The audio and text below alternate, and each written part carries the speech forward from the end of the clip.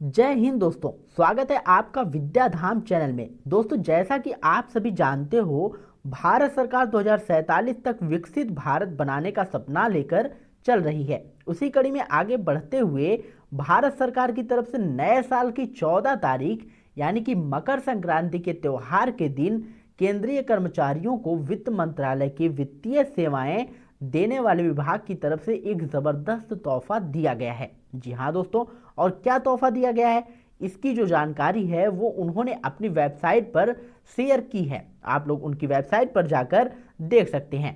या ministry of finance की तरफ से 14 जनवरी को शाम 7:28 पर जो है प्रेस रिलीज जारी की गई है और यह जानकारी तमाम अखबारों में भी प्रकाशित हुई है। आप देख सकते हैं, केंद्रीय कर्मचारियों के लिए बड़ी खुशखबरी आई है। भारत सरकार ने शुरू की है नई सुविधा। इस तरीके से यह पेपर आप देख सकते हैं, आपको हमारे टेलीग्राम चैनल पर मिल जाएगा। अगर आपको गवर्नमेंट लेटर चाहिए तो वो भी आपको हमारे टेलीग्राम चैनल पे मिल जाएगा। यहाँ सरकार की तरफ से एक कंपोजिट सैलरी पैकेज अकाउंट शुरू किया गया है थ्रू पब्लिक सेक्टर बैंकिंग। इसमें आपको कौन कौन सी सुविधाएं दी जाएंगी, इसके बारे में भी पूरी जानकारी दी गई है। मैं सीधे आपको इसके मिलने वाले बेनिफिट्स पर लेकर चलता हूं।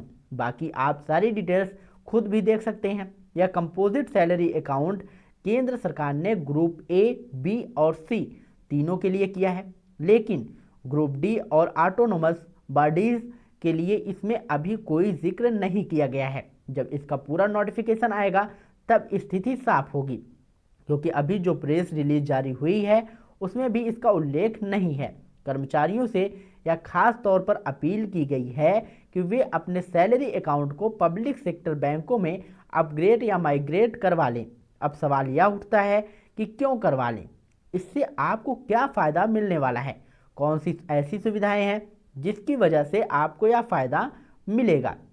अब इसकी सुविधाओं की बात करें तो देखिए, इसमें मुख्य रूप से 3 बहुत ही महत्वपूर्ण फीचर्स दिए गए हैं। अब बात करते हैं पहले फायदे की। तो दोस्तों, banking facility, zero balance salary account वे भी इन्हेंस्ड फैसिलिटीज़ के साथ फ्री रिमिटेंस, चाहे आप आरटीजीएस के थ्रू करें, नेफ्ट के थ्रू करें, यूपीआई के माध्यम से करें, साथ ही चेक फैसिलिटी भी आपको मिलेगी। दूसरा है कैंसिलेशन इंटरेस्ट रेट, यानी अगर आप कोई लोन लेते हैं तो उस पर लगने वाला ब्याज दर कम होगा, चाहे होम लोन हो, बच्चों की एजुकेशन लोन हो, या गाड़ी खरीदने के लिए व्हीकल लोन हो, या फिर आपकी कोई पर्सनल ज़रूरत हो और आप पर्सनल लोन लें, हर जगह आपको कम ब्याज दर पर ही फ़ायदा मिलेगा। दोस्तों, तीसरा है कंसेशन इन लोन प्रोसेसिंग चार्जेस। जब आप ही लोन लेते हैं तो उसकी प्रोसेसिंग फीस लगती है जो डॉक्यूमेंटेशन और प्रोसेसिंग के लिए होता है, वहाँ पर भी आपको रियायत मिलेगी। वेवर्स ऑन लॉकर रेंटल, यानी बैंक के अंदर जो लॉकर सुविधा होती है उसका किराया अब माफ़ किया जाएगा, मतलब आपको लॉकर की सुविधा भी फ्री ऑफ कॉस्ट मिलेगी। तीसरा है फैमिली बैंकिंग बेनिफिट्स। दोस्तों, इसके साथ साथ आपको फैमिली मेंबर्स में भी बैंकिंग सुविधाओं का लाभ मिलेगा। अब बात करते हैं दूसरे बड़े बेनिफिट्स की। दोस्तों, इन्हेंस्ड इंश्योरेंस कवरेज, आपका इंश्योरेंस कवरेज पहले से कहीं ज़्यादा बढ़ा दिया गया है। Personal accident insurance cover 1.5 crore तक, और air accident insurance cover 1 crore तक, और परमानेंट टोटल या पार्शियल डिसेबिलिटी की स्थिति में 1.5 करोड़ तक का कवर दिया गया है। Life term insurance, inbuilt term life insurance protection दिया जाएगा, यह 20 लाख तक का होगा। इसे आप एडिशनल टॉप अप सुविधा के साथ बढ़ा भी सकते हैं। हेल्थ इंश्योरेंस, खुद के लिए और फैमिली के लिए कम्प्रहेंसिव हेल्थ इंश्योरेंस कवर दिया जाएगा, जिसे आप एडिशनल टॉप अप के साथ और भी एनहेंस कर सकते हैं। तीसरा सबसे महत्वपूर्ण पॉइंट है डिजिटल और कार्ड फीचर्स। दोस्तों, आपके डेबिट और क्रेडिट कार्ड्स पर मिलने वाले बेनिफिट्स को इन्हेंस किया गया है। एयरपोर्ट अलाउंस एक्सेस की सुविधा मिलेगी, रिवार्ड प्रोग्राम्स और कैशबैक ऑफर्स भी दिए जाएंगे, अनलिमिटेड ट्रांजैक्शन की सुविधा होगी और कोई मेंटेनेंस चार्ज नहीं लिया जाएगा। तो इस तरह की सारी सुविधाएं आपको इस कंपोजिट सैलरी अकाउंट के अंतर्गत मिलेगी। अब इसके साथ साथ एक और बहुत ही महत्वपूर्ण बात है, वित्त मंत्रालय की डिपार्टमेंट ऑफ फाइनेंशियल सर्विसेज ने पब्लिक सेक्टर बैंकों को या निर्देश दिया है कि वो इस प्रोडक्ट को वाइडली पब्लिसाइज करें।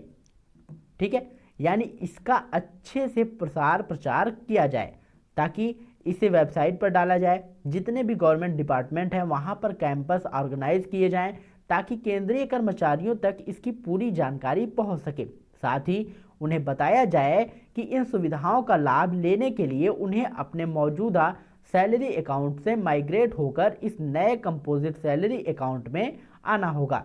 लेकिन यह पूरी तरह से कर्मचारियों की मर्जी पर आधारित है या कोई मैंडेटरी स्कीम नहीं है या आपकी सहमति और कंसेंट पर निर्भर करता है।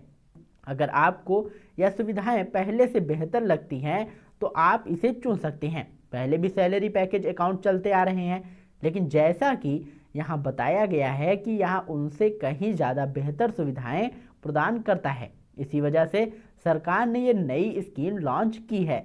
तो दोस्तों, इस जैसे ही इसका पूरा नोटिफिकेशन आएगा यह स्पष्ट हो जाएगा कि ग्रुप डी और ऑटोनोमस बॉडीज के कर्मचारियों को इसमें शामिल किया जाएगा या नहीं। अभी तक जो जानकारी उपलब्ध है, चाहे वह अखबारों के माध्यम से हो, वेबसाइट पर जारी हो, प्रेस रिलीज के माध्यम से हो, उसमें इसका कोई स्पष्ट जिक्र नहीं है। तो यह थी जानकारी वित्त मंत्रालय की तरफ से शुरू किए गए एक नए कंपोजिट सैलरी पैकेज अकाउंट के बारे में। इस जानकारी को ज़्यादा से ज़्यादा लोगों तक शेयर करिएगा ताकि सभी लोग इसका फ़ायदा उठा सके। दोस्तों, आशा करता हूँ ये जानकारी आप लोगों को पसंद आई होगी। अगर वीडियो पसंद आया हो तो वीडियो को लाइक करिएगा, शेयर करिएगा और यदि चैनल पर पहली बार आए हों तो चैनल को सब्सक्राइब करके बेल आइकन जरूर दबाइएगा। मिलते हैं नई वीडियो में नई अपडेट के साथ, तब तक के लिए जय हिंद, जय भारत।